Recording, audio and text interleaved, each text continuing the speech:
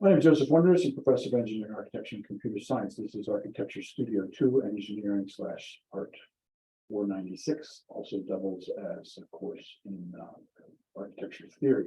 Past years for 3 credits. More content. This 3-credit class. Share screen.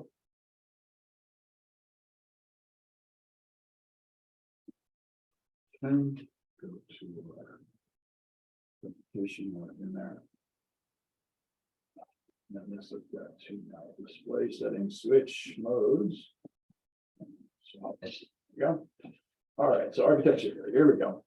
My photographs throughout. So architecture vocabulary, some personal designs. So this is notes from when I made this first lecture. The first architecture course I did here was the freshman seminar in 2004 or 5. Maybe earlier than that. And now we have full-blown minor, 3 dozen students graduated, 3 individualized majors, 2 pending. It's popular as a whole sequence. Of course, these are notes from when I was a student, plus some other things. And so form, scale, behavior, context, proportion, balance, symbolism, taste, empathy, context. Firstly, form. So, recently in recent times, we tend to like more rectilinear things. I think we're coming back away from that now, but in the past ancient architectural times, mostly people like more Euclidean shapes, columns and domes, softer shapes for the most part, relatively soft. Also on form, I have a lecture series, frankly, right, but form follows function. He did not coin that. Actually, his mentor, Louis Sullivan, said it more literally, and before that, it was an ancient saying. But what Franklin Wright meant of it, and clarified later, was more in the yin and yang complementary kind of thing, where one complements the other. Neither one is more important. Scale. Architecture may relate to the scale of humans, monumental, impressive, intimidating, or not. So it's either human scale or it's intentionally not.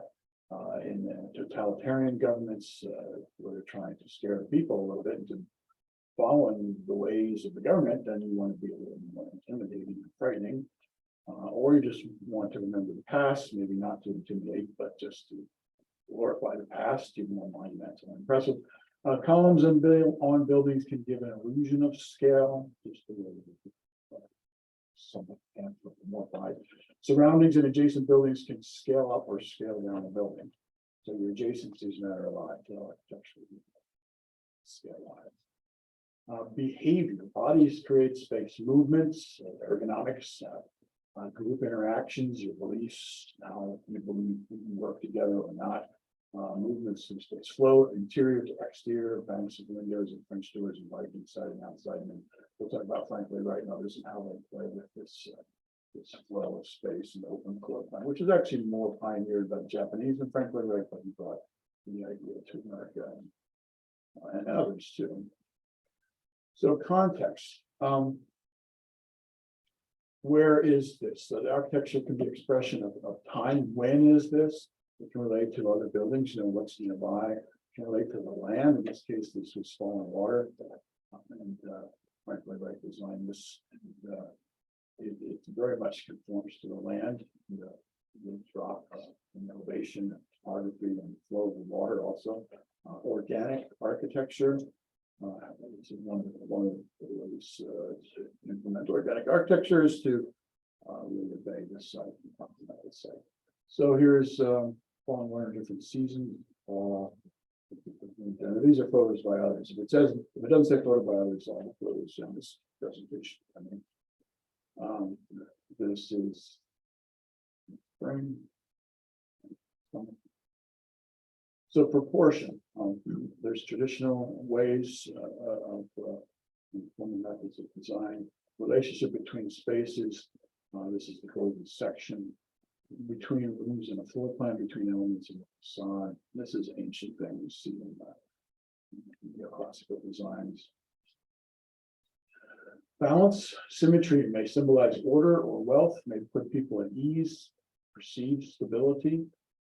Sometimes people like it, asymmetry. Sometimes people prefer just have it a little eccentric or asymmetrical. can symbolize revolt. And maybe not even in an aggressive way, but just independence. Can evoke feelings of movement and excitement, or even comfort. Some people can arise from organic vernacular growth. So medieval cities, which are not completely designed, especially during the earliest times, to just kind of grow out of all the streets winded around inside the castle walls. That's asymmetry is naturally developed, and it's sometimes much more pleasant if you walk European city to have that lack of rigidity of a designed, man-made, rectilinear, non-organic form. Frankly, right-made entrances low and dark to surprise you with the final destination. Talking about in a related way to that. Also, light at the end of the corridor, metrology. Symbolism. So what are you going for here? Power, status, change, tradition, spirit. What is the meaning of your architecture? The overarching meaning. Tastes change over time and vary across cultures. Anthropomorphism, to animate the inanimate. Equate columns, equate them with human form. Entasis is, in columns is a slight curvature to resemble lips. Color, harmonizing colors, use different hues of same color or paired hues of colors close to each other on a color wheel. Textures, rounding the rhythm might be music. This is Piazza San Marco in Venice, early morning. You don't want to go there during the middle of the day. We learned that. I've been there 4 times, and the first time I made the mistake of staying right on Piazza San Marco with a student, and it was 15,000 people fit in this piazza. Then we learned quickly, and then all the subsequent visits, I learned to only go out early in the morning before the cruise ships come and all the trains come, and then you have the whole place to yourself. Early morning and late night. But we're talking about rhythm here, so colonnade, rhythmic, analogous to music, kind of architectural expressions. Rhythm, Piazza San Marco. Yeah. Oh, I can play this video because it's mine. Oh, shoot. I don't want to do that now. Okay, let's just sync data. Oh crap, okay, I gotta do that now. This is mine, and oh, this is really mine, but on the video.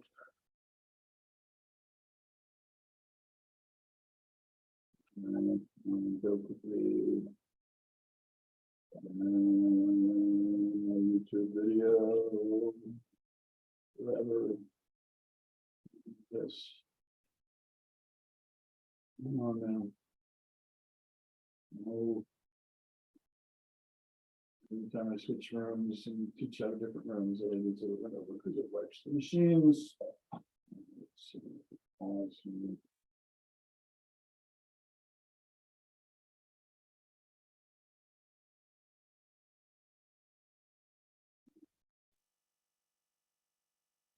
Go.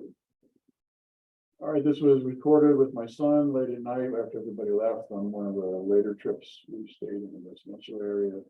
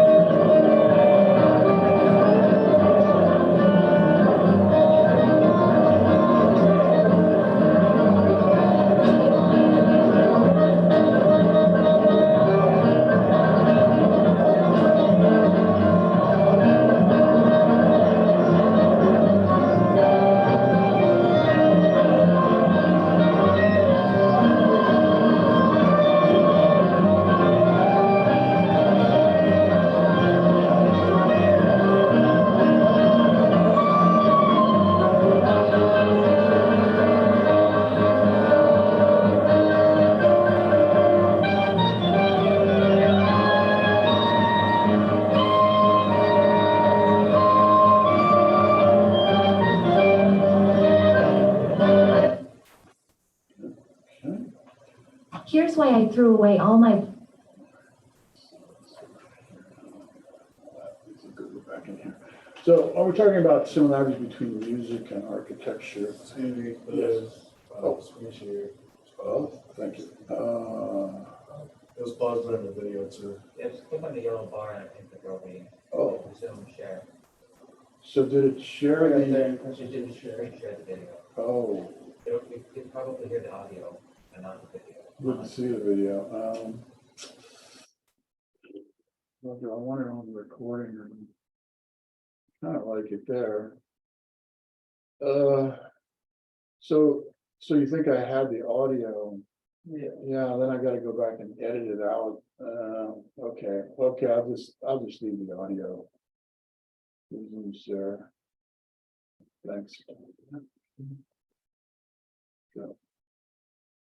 Okay, thank you. Oh, I should have left the yellow bar. Okay, so music and architecture.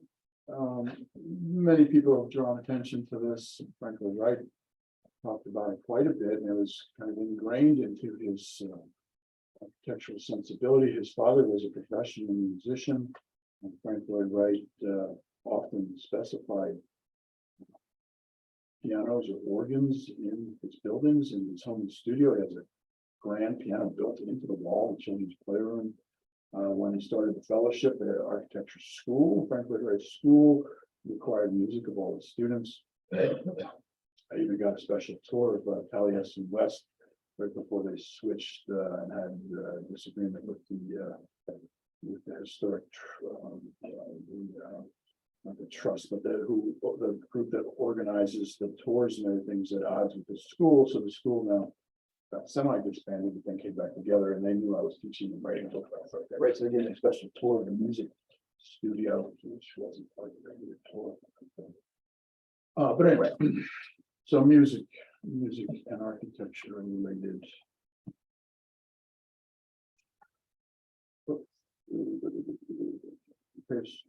Case studies of mine. So here's me reflecting on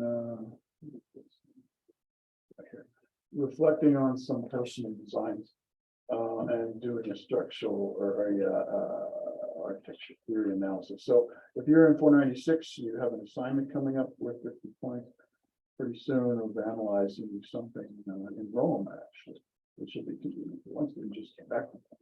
So this is a reflection in 2015 of something I did in 1977.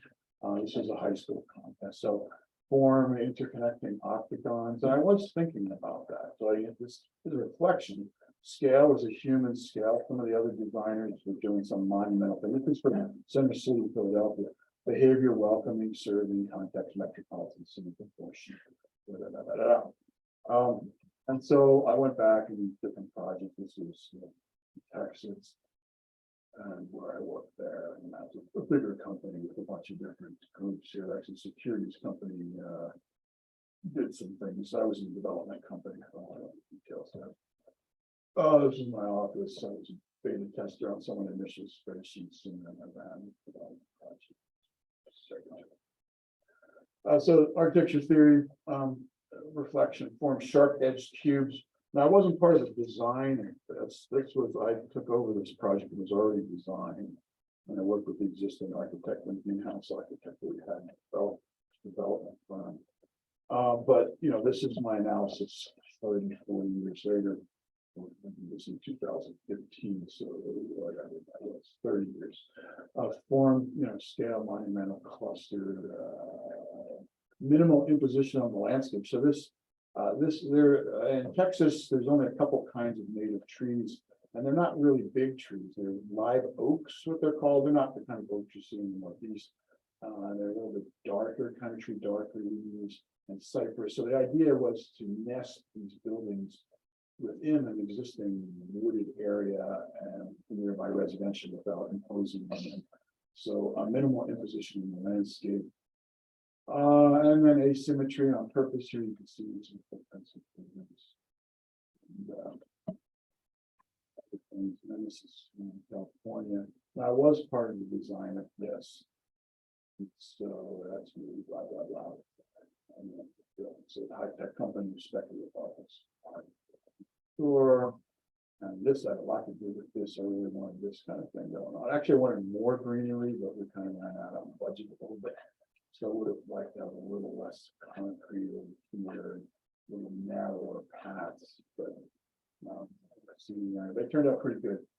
So, and this was by choice, some of these, so this is not just reflection, sharp edge cube, but also human and monumental scale. So it was supposed to look like emerging, like eggs cracking open or something emerging out of these tilt up concrete walls, this blue reflective glass, steel frame with blue curtain wall, reflective glass.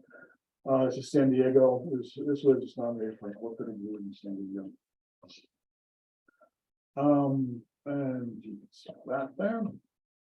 This is something I did when I went back to school in urban design. I had lived in a home of my professor, which in Italy, taught urban design history, and I lived there a couple of months and renovated this house, made a model, do that. I built all this stuff, built all that, and so you can see we're just picking out some things that seem to be appropriate.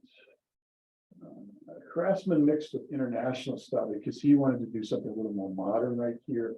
I argued with him about that.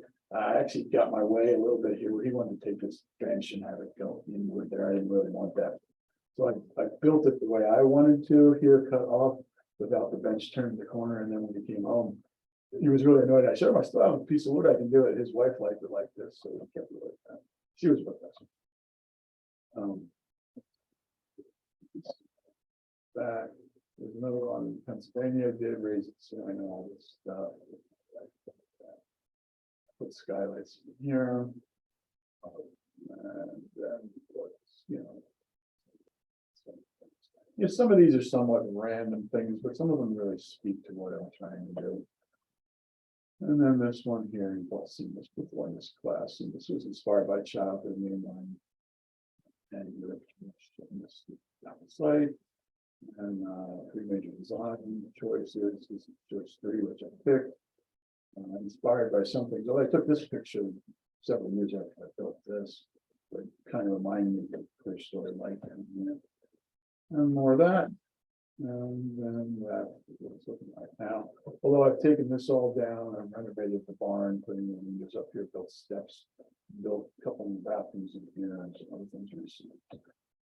And then you can see all that, what is this? So postmodern a little bit with some of the way things are, but I was really trying to complement the surroundings, which was a mixture of colonial and craftsman. You could say almost Victorian, some of it with the exaggerated verticalness, but it's mostly craftsman and colonial, craftsman style, lots of crafts movement style and colonial style houses around. And then the postmodern is little statements of things. Okay, so stop sharing. No, I think that's it. So maybe we have a couple of